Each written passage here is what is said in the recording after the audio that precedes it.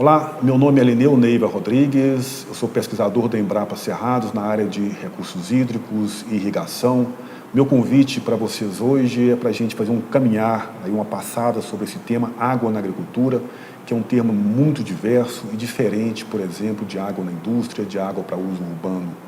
Na minha palestra eu quero apresentar um pouco dos desafios, das oportunidades para o desenvolvimento sustentável da agricultura irrigada, mostrar como a agricultura irrigada é importante para se atender às demandas para o alimento até 2050, como a gente pode, com as tecnologias que nós temos hoje, compatibilizar todos os usos, minimizando os conflitos e mostrando que é possível produzir alimento com agricultura irrigada sem conflito pelo uso da água. Vamos lá? Bom, nós vivemos num planeta conhecido como planeta azul, onde 71% da superfície da Terra é coberta por água. Mas, nesse nosso planeta, nós temos uma grande variabilidade da disponibilidade hídrica. Temos regiões com muita água, regiões com pouca água. Isso cria um valor da água diferente para cada pessoa. Por exemplo, se a pessoa vive próximo a um rio, onde a sua atividade econômica depende deste rio, a água tem um valor específico para essa pessoa. Se ela vive no deserto, onde não há disponibilidade hídrica praticamente, onde a água é para beber, sobrevivência, o valor da água para esse grupo de pessoas é diferente. E se ela vive em outra região que tinha acesso à água e não tem mais, a água passa a ter um valor diferente. Então, o valor da água muda de região para região e de tempos em tempos. A água, ela serve para diversos setores da economia. Ela serve para a indústria, a água serve para o uso urbano, ecossistemas aquáticos, lazer, produção de energia e agricultura. O que eu queria comentar um pouco da nossa palestra é sobre a água na agricultura. Então, a água para qual finalidade? Como nós vimos, nós temos água que pode ser utilizada para o setor urbano, que pode ser utilizada para a indústria, para os serviços ecossistêmicos e para a agricultura. Nós, como técnicos, a gente gera informação técnica que vai subsidiar os tomadores de decisão, que vai auxiliar os irrigantes na melhor maneira de se irrigar, na melhor técnica de manejo, os gestores de recursos hídricos. Mas é importante, a decisão do uso da água, ela é da sociedade, que tem que priorizar o uso dessa água via os comitês de bacias, para que se evite os conflitos, que a gente possa ter um uso mais adequado, um uso mais importante e significativo dessa água, que vem atender os anseios daquela população local. Então, a sociedade ela desempenha um papel fundamental em decidir o melhor uso dessa água. E a água, ela cai naquela questão dos itens de necessidade básica para a vida. São dois fatores fundamentais. Quando a gente pensa nesses itens, a gente pensa naturalmente na fisiologia do nosso corpo, aquilo que é necessário para o nosso corpo funcionar, e temos duas coisas fundamentais, que é água e alimento. Quando falta qualquer um desses componentes, o ser humano ele volta para a sua condição mais básica como ser humano, ou seja, todos os outros valores para ele são insignificantes. O que a gente trabalha hoje, o nosso trabalho na Embrapa, é garantir que todos tenham acesso à quantidade mínima de alimentos. E para isso, o primeiro passo, eu não tenho dúvida, é produzir quantidade de alimento que seja suficiente para todo mundo. Nós vivemos num mundo hoje onde as pressões sobre o sistema estão aumentando. E esse aumento da pressão, ele traz também, é um dificultador para produzir mais alimento. Então, ou seja, nós temos que ter tecnologia mais adequada para hoje e para o futuro. Quando a humanidade se pensa nos riscos, maiores preocupações da humanidade, dois fatores sempre aparecem. No caso aqui, para os próximos 10 anos, os 5 fatores de risco de maior preocupação da população a nível global, a gente destaca que a crise hídrica e a crise de alimentos. Esses dois itens sempre aparecem em qualquer lista, isso mostra a importância deles para a humanidade. E todos os outros, se a gente observar, têm relação com esses dois. E alguns fatores, então, pressionam a gente a atingir, por exemplo, a produção de alimentos desejável. A questão da população, o aumento populacional, que até 1800, por volta aí da Revolução Industrial, a população era praticamente estável. E depois começou um crescimento exponencial, demandando mais água, mais alimento e mais energia. Em 2018, a gente era em torno aí de 7,6 bilhões de pessoas na Terra. Em 2050, seremos 9,7 bilhões de pessoas, um aumento aí em torno de 2,1 bilhões de pessoas na Terra, demandando mais alimentos. E para isso, nós teremos que aumentar a produção mundial de alimentos em torno de 70%, e essa produção deve dobrar nos países em desenvolvimento. Isso é uma pressão grande sobre a agricultura. A questão do aumento da classe média, que vai passar aí em torno de 1,5 bilhões de pessoas, para em torno de 5,5 bilhões de pessoas até 2030. Esse aumento da classe média, ele demanda alimentos diferenciados. Se em 64, no ano de 1964 e 1966, uma pessoa demandava em torno de 2.000 quilocalorias por pessoa por dia, em 2030 ela vai demandar em torno de 3.000 quilocalorias por dia. Ou seja, são demandas de alimentos diferenciados que geralmente requerem mais água. Isso traz uma mudança na dieta também mais rica em termos de proteínas e outros componentes necessários para a vida, mas mais demandante também em termos de água. Outro fator importante que vem pressionar a agricultura é a formação de grandes centros urbanos. Em 2025, por exemplo, o número 5, São Paulo, ainda será uma grande metrópole. Em 2050, São Paulo já não será mais uma grande metrópole. A tendência é que isso se vá se aglomerando. Em 2000, por exemplo, e 100, teremos grandes metrópoles concentradas basicamente na África, que é um continente carente de alimentos. Então, outras partes do mundo terão que trazer, de certa forma, alimentos para essa região. Forças externas, nós temos, por exemplo, estresses térmicos, hídricos e nutricionais que vão se intensificar nos trópicos, reduzindo o rendimento, fazendo com que essa produção caia. Então, é necessário que se produza tecnologias mais representativas dessas novas condições. As mudanças climáticas, que são uma realidade, até 2030, 9 de cada 10 das principais culturas vão experimentar alguma redução no rendimento. O milho, por exemplo, vai ter um decréscimo de 12% e um aumento de 90% no preço. Isso traz pressões sobre a produção de alimento e, consequentemente, a demanda de água. As assimetrias na disponibilidade hídrica. A gente não tem garantia de onde o alimento está sendo produzido, porque ele vai ser utilizado naquela região. Grande parte vai ser feita via comércio. Por exemplo, nós temos regiões com muita água disponível e pouco uso.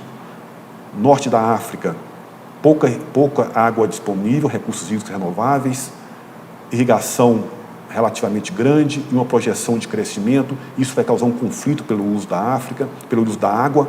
E na América Latina e Caribe, a gente tem uma situação com pouca demanda em termos de irrigação, uma baixa projeção de crescimento da irrigação e muitos recursos renováveis. Ou seja, isso mostra a importância da América Latina e, nesse contexto do Brasil, para a produção de alimentos. Quando se fala em produção de alimento, nós temos dois aspectos cruciais que nós devemos considerar. Um deles é a agricultura nos trópicos.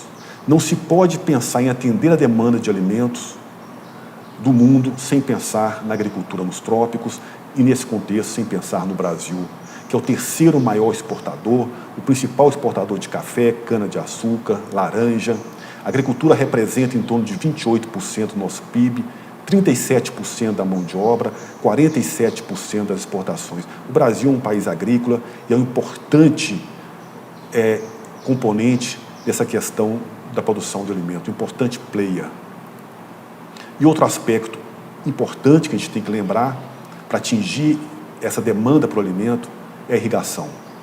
Não tem como se pensar em produzir alimento na taxa que vamos ser demandados sem irrigação.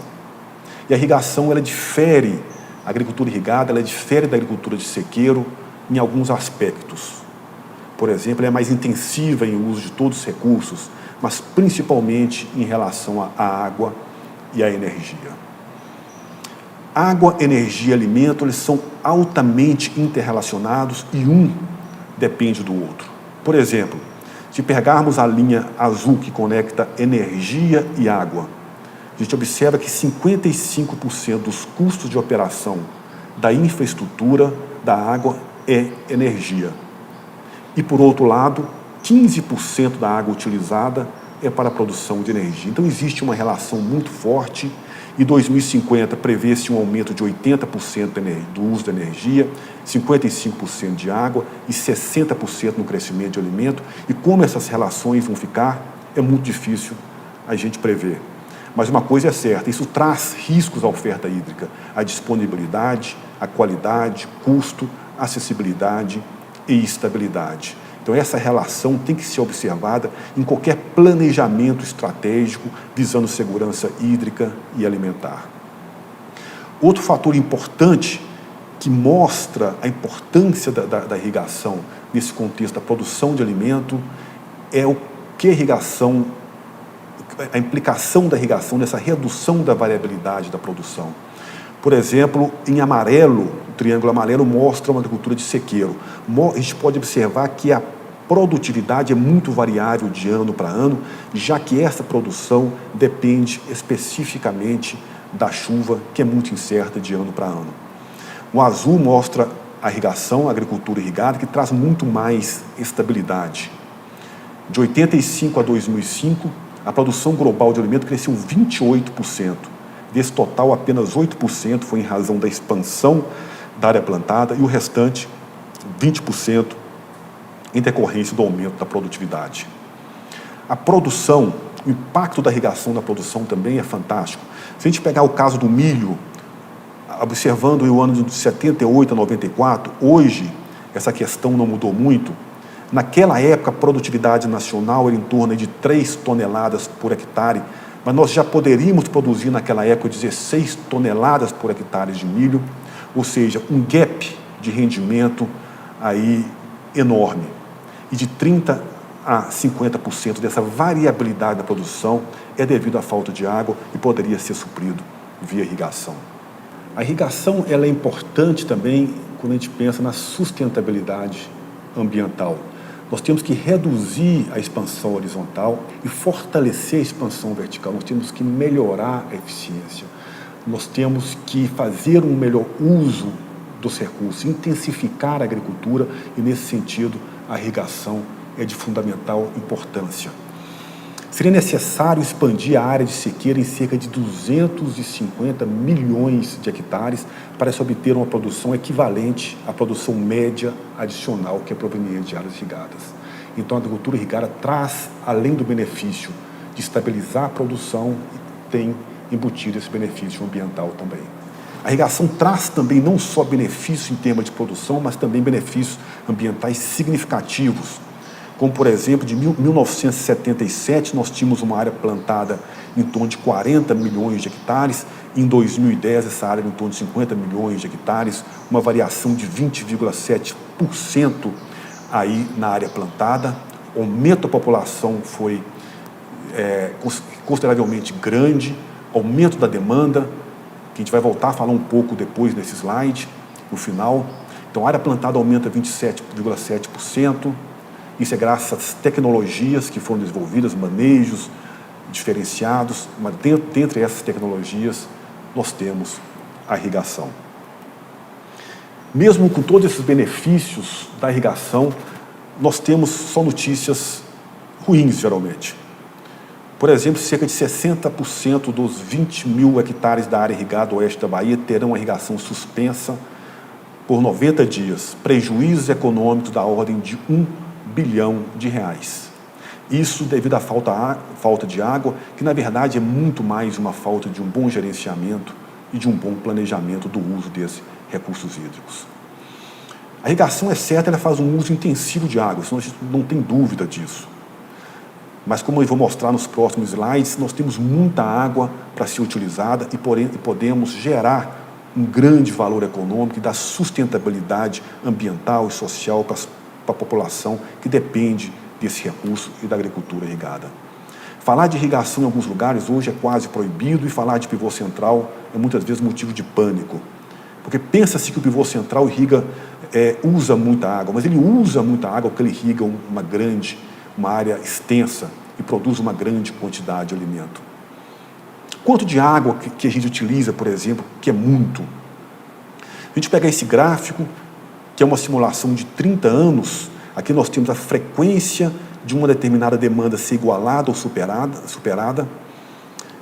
Observando, por exemplo, a soja plantada no dia 10 de outubro, durante 30 anos plantando-se soja no dia 10 de outubro, pegando-se um pivô de 100 hectares, podemos precisar, dependendo do ano, de uma quantidade de água para produzir essa soja de menos de 50 milímetros, que é em torno de 5.000 metros cúbicos de água. Ou, dependendo do ano, se for um ano mais seco, de mais de 250 milímetros, o que daria mais de 250 mil metros cúbicos de água para produzir essa mesma soja plantada no mesmo período, na mesma região. Isso é devido a grande parte à variabilidade da chuva. Por outro lado, se pegarmos a soja, por exemplo, plantada em dezembro, essa variação ela vai de 30 mil metros cúbicos a 326 mil metros cúbicos de água. Isso mostra a dificuldade que é de se fazer gestão de recursos hídricos em áreas agrícolas, em áreas irrigadas. Essa variabilidade dificulta o processo, uma vez que a nossa outorga ela é fixa. Uma questão importante que sempre surge é de onde vem a água da agricultura irrigada, do alimento produzido pela agricultura irrigada. Muitas pessoas pensam que a água vem unicamente do rio, que é unicamente água azul. Na verdade, não é. A maior parte, em todos os anos, nesse caso aqui temos uma simulação de 31 anos da soja plantada no dia 10 de outubro, quando inicia-se o período chuvoso, e a gente observa que grande parte da água vem da chuva, embora outubro não seja o mês mais importante em termos de precipitação. Então nós temos o que eu gosto de chamar de anos verdes, aquele ano onde pelo menos 70% da água utilizada para produzir aquele alimento veio da chuva. Isso acontece várias vezes. E temos também o que eu gosto de chamar de ano azul, aquele ano onde grande parte da água, tivemos pouca chuva e grande parte da água veio dos rios, ou seja, a água azul que foi utilizada pela irrigação para produzir alimento. Então essa variação, a quantidade de água utilizada, ela vai depender muito de ano para ano, que é a função da chuva. O quanto de água realmente a agricultura brasileira utiliza? Se a gente pegar a vazão de todos os rios brasileiros, aí em torno de 280 mil metros cúbicos por segundo, e compararmos com a vazão demandada para todos os usos, todos, não só a irrigação, todos os usos, urbano, industrial, a água que a gente utiliza é essa barrinha vermelha, que significa menos de 1% do total da nossa água disponível. Quando a gente tira o Amazonas fora, porque um questionamento que tem, que a maior parte da nossa água está no Amazonas, e com poucas pessoas lá, tirando essa água do Amazonas, a vazão disponível nos rios, ela cai bastante, ela cai para menos de 50 mil metros cúbicos por segundo, mas mesmo assim, quando a gente compara com os usos, a gente usa menos de 5% quando pensa no total, e utiliza aí menos de 3% para irrigação, e utiliza muito pouco o nosso recurso. Nós temos, sem dúvida, que usar melhor esse recurso para produzir mais desenvolvimento social e econômico para a população que depende do uso da agricultura irrigada. Além disso, existe uma variação temporal. Essa água utilizada ela não é a mesma em todas as regiões. Se a gente pega o Brasil, por exemplo, só 3 regiões hidrográficas utilizam esse número acima de 70%, sendo que uma delas é o São Francisco. É uma bacia crítica, onde a maior parte da água vem da região do Cerrado e vai para fornecer, e vai para o semiárido do nosso Brasil. Temos que fazer um bom uso dessa água, então, na região do Cerrado brasileiro. E nosso planeta azul, com 71% da superfície da Terra coberta de água, quanto então dessa água é facilmente utilizada? O que está disponível para ser utilizado? Esse é o grande problema. Quando a gente pega, por exemplo, se a gente fizer uma simulação, pensando que nós somos o país do futebol, colocarmos toda a água do mundo num campo de futebol, a gente formaria uma coluna de água que daria para ir 920 vezes ao Sol e voltar. Desse total de água, 97,5% estão nos oceanos, que é uma água que pode ser utilizada, mas ela não está prontamente utilizada. Pegando os outros 2,5% e colocando nessa mesma coluna de água, nesse mesmo campo de futebol, formaria uma coluna que daria para ir 23 vezes ao Sol e voltar. E dessa água nós teríamos 22,7% seria água subterrânea, uma água ainda difícil de ser utilizada, e nós teremos aí 76,8% em calotas polares e geleiras. Pegando só o restante que sobra desse total e colocando na coluna, nesse mesmo campo de futebol, nós teríamos, por exemplo, que 7,1% estaria na atmosfera, 36% no solo, 53% nos lagos, e somente 3,5% dos nossos rios, que é aquela água mais prontamente disponível para ser utilizada. É por isso que a gente tem sempre essa sensação de pouca água e dos conflitos. A gente geralmente gerencia a água dos rios.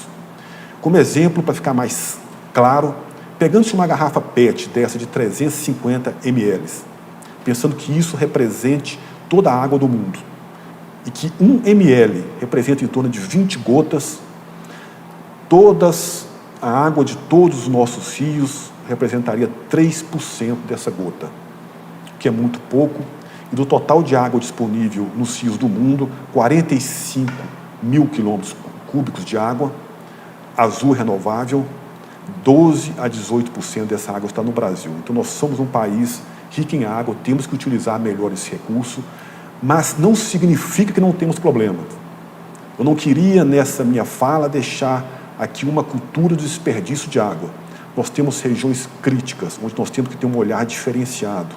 Por exemplo, 16% dos nossos rios estão em estados críticos. Aqui nós temos que ter uma gestão mais cuidadosa, mas temos também que melhorar o uso do nosso recurso, produzir mais riqueza, melhorar a qualidade de vida do nosso povo.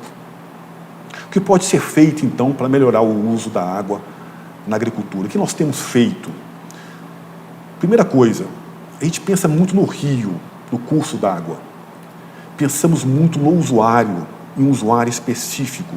Nós temos que passar a pensar na bacia hidrográfica, pensar no todo, porque é aqui que as coisas acontecem. E com isso nós temos que irrigar pensando na bacia hidrográfica, pensando na água que está sendo retirada, está impactando o usuário mais ajusante. Fortalecer, criar as associações de irrigantes e os comitês de bacias, para que o uso prioritário da água em cada bacia possa ser bem definido e, com isso, evitar, ou pelo menos reduzir, os conflitos. Pensando na melhoria, no melhor uso, em formas de melhorar e aumentar essa disponibilidade hídrica, é importante a gente considerar o ciclo hidrológico. A fase da água nos diferentes compartimentos, e um compartimento muito importante, muitas vezes desprezados, chama-se solo. Então é importante a gente fortalecer a recarga, a infiltração dessa água no solo, porque essa água que entra via recarga, ela vai abastecer os lençóis freáticos, os aquíferos, e vai aparecer no rio quando a gente mais precisa delas, que é durante a estação seca, aquele período mais crítico em termos de água. Nesse sentido, é fundamental, é estratégico as estratégias de conservação de água e solo. Conservar solo significa conservar água. No Cerrado temos uns solos profundos, solos com 12 metros de profundidade, com alta capacidade de retenção, onde, se pensarmos numa bacia de 1 km², apenas 1 km², a gente pode armazenar aí quase 2 milhões de metros cúbicos de água. Nós temos que aumentar a produtividade de uso da água. Eu trago um caso aqui da cevada no Canadá, por exemplo, onde temos no eixo Y o rendimento da cevada desde 1950, onde naquela época se utilizava 900 milímetros de água para se produzir 2,5 toneladas de cevada. Graças a tecnologias a manejos adequados. Hoje se utiliza as projeções para 2015, ou seja, já estamos nesse patamar no Canadá, 220 milímetros de água para se produzir 11 toneladas por hectare da mesma cevada. Isso é tecnologia, é irrigação, são técnicas de manejo, melhoramento genético. Isso que nós temos que investir, ou seja, temos que aliar tecnologia e manejo de água. Temos que aumentar a eficiência de irrigação, isso é fundamental. Se pensarmos, por exemplo, num sistema que tem uma eficiência de 90%, ele utiliza uma quantidade de água que daria para dar de beber para 55 mil pessoas a 134 mil pessoas. Se for um sistema com eficiência de 75%, essa quantidade de água utilizada daria para dar de beber para 66 mil pessoas a 161 mil pessoas. Ou seja, apenas mudando a eficiência desses sistemas, a gente poderia liberar uma quantidade de água suficiente para alimentar entre 11 mil a 27 mil pessoas. Então é uma estratégia importante que nós temos que trabalhar, e na Embrapa temos desenvolvido tecnologia e trabalho nesse sentido, pensando no manejo, dentro do manejo expectativa, trabalhar com expectativa de chuva, aproveitar o máximo a chuva, escalonamento de irrigação de salvamento, com estratégias de manejo, irrigação com déficit, dentro de recursos hídricos, pensando na outorga coletiva, na melhor estimativa da disponibilidade hídrica, nas barragens que realmente são estruturas fundamentais para a irrigação, e a adoção de tecnologias como modelagem e sensoriamento remoto. E aqui agora eu vou passar por algumas dessas tecnologias, não dá para passar por todas, mas apenas para dar uma ideia do que temos feito. Estratégia com sensoriamento remoto, utilizando satélites diversos e validando em campo, com o objetivo de melhorar o manejo da irrigação, trazer informações mais representativas da variabilidade que ocorre dentro de uma área irrigada, pensando em se irrigar de forma mais eficiente. Esse sensoramento remoto, então, eles permite, no caso aqui, uma estimativa da evapotranspiração da cultura do trigo utilizando duas metodologias. A gente mostra como essa variabilidade é grande e como a gente tem que trabalhar na melhoria dessas estimativas. Existem motivos para o agricultor não adotar, e motivos para ele adotar uma tecnologia. A gente tem que estar atentos para esses motivos, para que quando pensarmos numa tecnologia, ela esteja realmente alinhada com o pensamento do produtor. Esse é um estudo que foi feito, por exemplo, na província de Alberta, no Canadá, onde se perguntou o que levaria um determinado produtor a adotar uma tecnologia ou não. O pensamento era sempre economia de água, e se pensarmos na questão de aumentar a capacidade de irrigar, mais durante os períodos de escassez hídrico, aparece em sétimo lugar, reduzir a erosão em sexto, reduzir o custo de água e não necessariamente a água ao terceiro, e melhorar o rendimento ou qualidade da produção. Ou seja, qualquer tecnologia que formos desenvolver, temos que pensar em melhorar o rendimento das culturas. E como um outro produto, isso possa vir a economizar água e, consequentemente, energia e água. Custo com energia e água. Quando a gente pensa nos fatores que são determinantes para a obtenção de alto rendimento, nós pensamos no manejo da cultura, do sistema como um todo, da planta, do solo, mas 50% é clima. Aqui é fundamental, e isso impacta diretamente a demanda de irrigação. E dentro desse contexto do clima, a precipitação ela é a principal protagonista. Ela é fundamental na região do Cerrado, ela é muito variável, de local para local, de ano para ano. Por exemplo, numa chuva, que é a nossa principal fonte hídrica, se considerarmos como 100% da precipitação, 65% é água verde. É aquela água que não é utilizada para irrigação, que ela é utilizada naturalmente para a planta.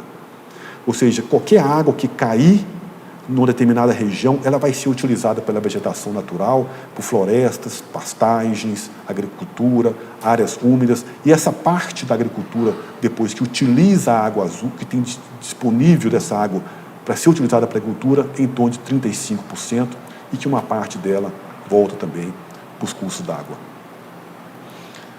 Então, essa vazão de retorno, e temos que pensar na questão da variação temporal e espacial da chuva, que impacta a disponibilidade hídrica, ou seja, vai impactar a água disponível nos rios, ela impacta a oferta, a chuva, e, consequentemente, vai impactar a demanda, o quanto que você tem que irrigar, que no ano pode ser muito pouco, mas no ano seguinte pode ser muito. Como fazer a gestão de um sistema como esse? E, nesse caso, a chuva ocorrida no dia 10 de outubro, durante 30 anos, desde 1980 a 2010.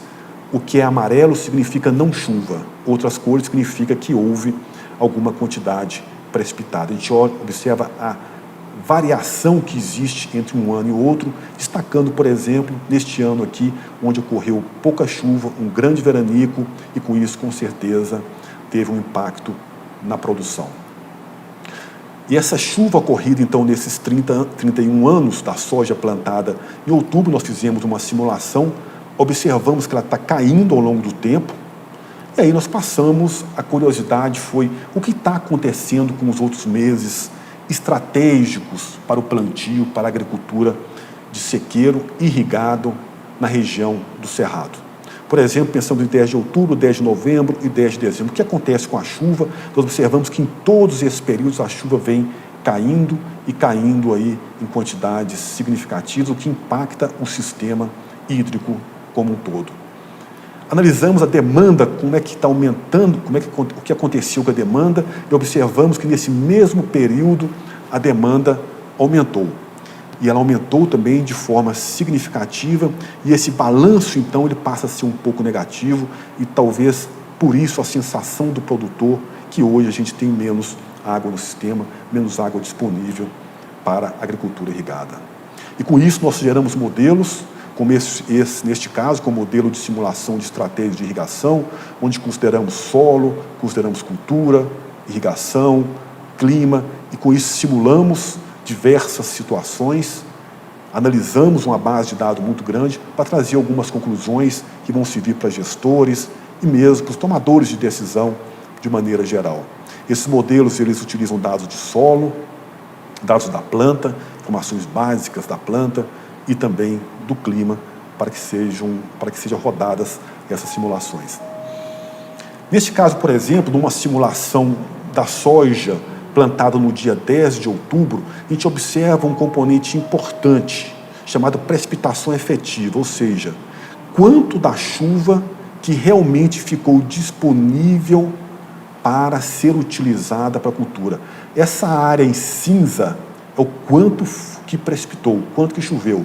De toda essa chuva, essa linha em laranja é o que ficou realmente disponível para ser utilizado pela cultura, e aqui mostra em termos de porcentagem, que ficou variando em torno de 50%, um pouco menos. E o que devemos fazer para aumentar essa precipitação efetiva, ou seja, quanto de água fica disponível para a cultura, para que ela possa usar mais água da chuva e demandar menos água da irrigação? Fizemos um teste com raiz. Raiz é fundamental de aprofundar o sistema radicular da cultura. Uma redução de 50%, por exemplo, da raiz num pivô de 100 hectares vai significar uma diferença de 83 mil metros cúbicos de água. Ou seja, teremos que utilizar essa água a mais via irrigação. Então, a raiz é um componente importante. O impacto da raiz na lâmina irrigada, redução de 50% da raiz do sistema radicular, o tamanho da profundidade, implica na necessidade de aumentar em 35% a irrigação. Então, temos que desenvolver tecnologia no sentido de melhorar o sistema radicular, aprofundar o sistema radicular das culturas. O impacto da chuva, a gente observa que uma redução de 20% da chuva, ela implicaria no aumento de necessidade de irrigação 15%, ou seja, em torno de 46 mil metros cúbicos, mas isso é muito variável, dependendo da época que se planta, dependendo da simulação em que se foi feita. Você observa o impacto da chuva, o impacto da evapotranspiração, ou seja, quanto de água que a planta está utilizando, retirando do sistema. Se aumentarmos de 20% a evapotranspiração, a necessidade de irrigação aumentará em 50%, ou seja, isso representa em torno de 195 mil metros cúbicos de água. O impacto da época de plantio, nesse caso mostramos aqui a demanda de irrigação e a frequência desse evento ser igualado ou superado por uma soja de 122 dias plantada no dia 10 de outubro. A gente observa que, dependendo do ano, vamos precisar aí de em torno de 200 milímetros de água de irrigação para produzir essa soja. E dependendo de outra época de plantio, pensando no caso, por exemplo, dia 10 de dezembro, a gente precisaria aí de algo em torno de dessa frequência aí, ela reduziria para em torno de 40%. Ou seja, o risco de se plantar em dezembro, na mesma época, seria muito maior. Ou seja, pensando nessa mesma quantidade de água necessária para a irrigação. Quando pensamos nas estratégias aí tecnológicas para se economizar água, fazer um melhor uso desse recurso, pensando no rendimento máximo, será que temos, principalmente nas bacias críticas, de atingir os rendimentos máximos da cultura quando pensamos em termos de água? Aqui nós temos no eixo Y o rendimento da cultura e aqui a água necessária, e a linha vermelha é a produção, o rendimento da cultura. Esses dois círculos azuis é onde a produtividade da área irrigada fica geralmente, é uma cultura irrigada. A cultura de sequeiro, ela fica nessa região de 76% a 53% do rendimento. Para produzir uma cultura nessa faixa, a gente teria esse rendimento. Para produzir no máximo, a gente precisaria dessa quantidade a mais de água para produzir muito pouco a menos. Será que realmente vale a pena? Ou nessas bacias críticas podemos trabalhar com estratégias onde se reduz um pouco o rendimento, mas se economiza muita água?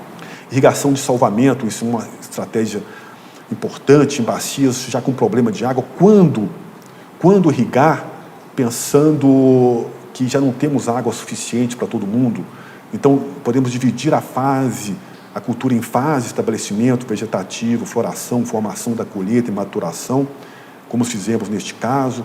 Cada fase, o estresse hídrico tem uma representatividade na questão do rendimento. Por exemplo, na floração ele impacta muito, a formação da colheita também impacta muito aí no rendimento. E fizemos algumas simulações. Se pensarmos, por exemplo, em atender 100% da demanda da cultura na floração, atender 100% via irrigação na floração, e nas outras fases, apenas com a chuva, qual seria o impacto disso no termo de economia de água e no termo do rendimento da cultura? 0% das outras fases de irrigação. Se pensarmos em atender 100% da demanda de irrigação na fase de floração e 50% apenas da demanda via irrigação das outras fases, como é que isso? Qual seria o impacto no rendimento? Qual seria o impacto na demanda hídrica? A gente observa que, por exemplo, essa linha reta verde significa a média necessária da lâmina irrigada, pensando nessa estratégia de zero irrigação nas outras fases, e o amarelo é a média na irrigação, pensando a irrigação total em todas as fases. Só essa estratégia de reduzir, de aplicar apenas a demanda na fase crítica e zero nas outras fases, isso daria aí para economizar água suficiente para dar de beber para em torno de 3.573 pessoas por dia, a gente pensar num pivô de 100 hectares, mas talvez essa não seja a melhor estratégia em termos de rendimento. A gente pode observar que o rendimento para essa estratégia de aplicar água somente na fase de floração, ele cai muito, ele cai significativamente. Então, talvez o ideal seria combinar um pouco de água da irrigação das outras fases e, com isso, uma redução também não tão significativa, mas importante na demanda de irrigação, que pode ver aqui a diferença entre a linha amarela e essa linha azul. Pequenas barragens, que é um problema, uma estrutura fundamental para a irrigação na região do Cerrado, mas é muito criticada, sempre difícil de ser construída, com eventos recentes que aconteceram, cada vez mais as barragens vão sendo mais dificultadas, mas são estruturas importantes para o desenvolvimento econômico da região. Temos trabalho onde possibilitamos a estimativa do volume das barragens por meio de imagens de satélites, já que Boa parte das nossas barragens são muito antigas e nós temos muito poucas informações sobre elas, o que dificulta essa questão do manejo, da gestão da água nessas regiões, a questão da infiltração da água, quanto de água se infiltra nessas pequenas barragens, é um componente importante para a gestão, inclusive porque essa água também reaparece no sistema. A questão da evaporação que acontece nas barragens, que é uma retirada, ou seja, esse fator tem que ser levado em consideração no momento de se planejar a gestão dessas infraestruturas. Estamos pensando também agora na questão da outorga coletiva, que é uma solução muito interessante para algumas regiões, onde grupos de usuários recebem outorga e usam a água da melhor forma possível, desde que se deixe passar uma quantidade mínima em uma determinada seção do curso d'água. Essa estratégia eu acho que é importante para as agências, que vão ter que monitorar seções do rio e não indivíduo por indivíduo, e importante para o usuário, que passa a ter maior controle sobre o uso da água e passa a ver o sistema como um todo e não apenas uma gestão individual.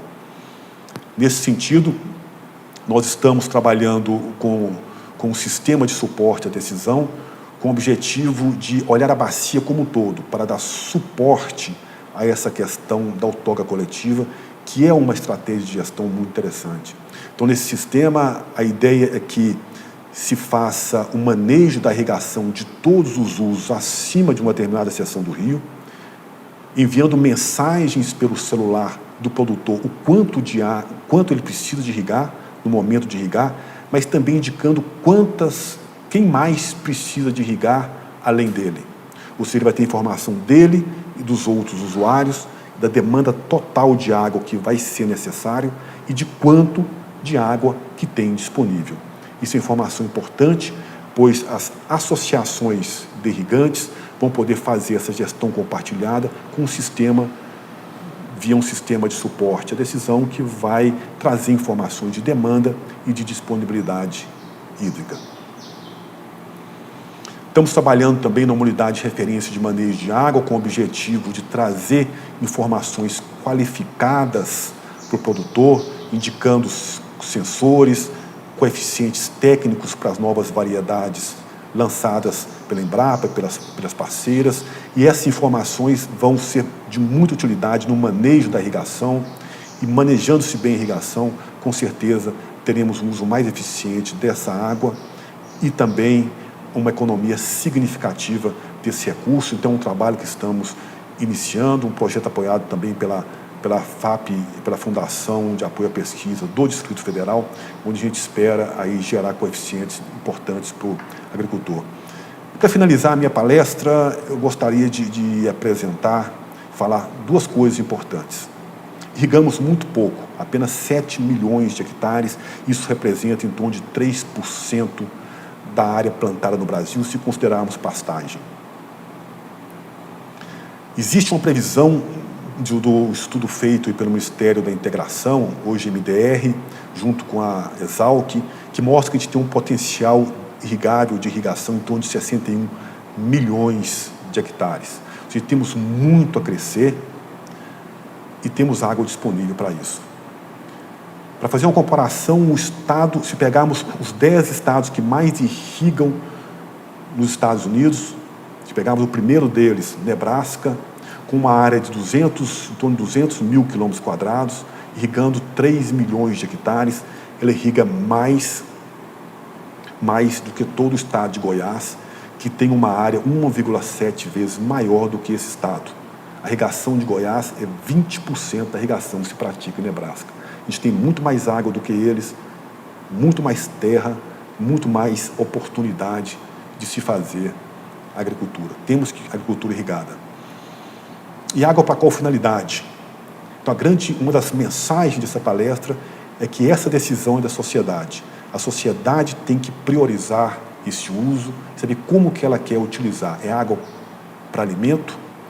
Vai ser água para a indústria? Vai ser água para o jardim?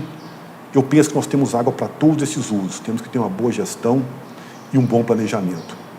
E para finalizar, esse gráfico ele é importante, porque te mostra que a população no Brasil de 1970 a 2010 ela cresceu em torno aí de 110%. Nós temos aí que a nossa área plantada cresceu apenas 28%, embora a população tenha crescido mais de 257%, a demanda para o alimento cresceu significativamente, alimentos mais demandantes de recursos hídricos, e mesmo assim a gente consegue hoje colocar um alimento na mesa do brasileiro a um preço 76% menor do que ele era em 1970. Isso então é tecnologia. Temos esses 2 livros publicados que trazem muito dessas ideias que foram apresentadas nessa palestra. Aqui eu me despeço, agradeço e até a próxima oportunidade.